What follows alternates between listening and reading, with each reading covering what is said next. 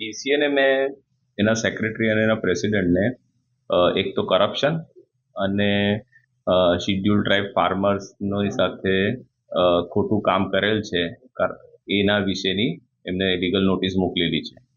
એટલે શિડ્યુલ ટ્રાઇબના ફાર્મરોની સાથે છેતરપિંડી થયેલી છે એ જાણકારી મને મળી, એના લીધે મેં એમને લીગલ નોટિસ બધી વિગતો સાથે મોકલેલી છે. હવે જો એ લીગલ નોટિસનો મને કોઈ જવાબ કે ખુલાસો નહીં આપે તો મારે જે તે ફોરમમાં એની અગેન્સ્ટ કમ્પ્લેન કરવી પડશે એ બે ઓફિસ બેરરને.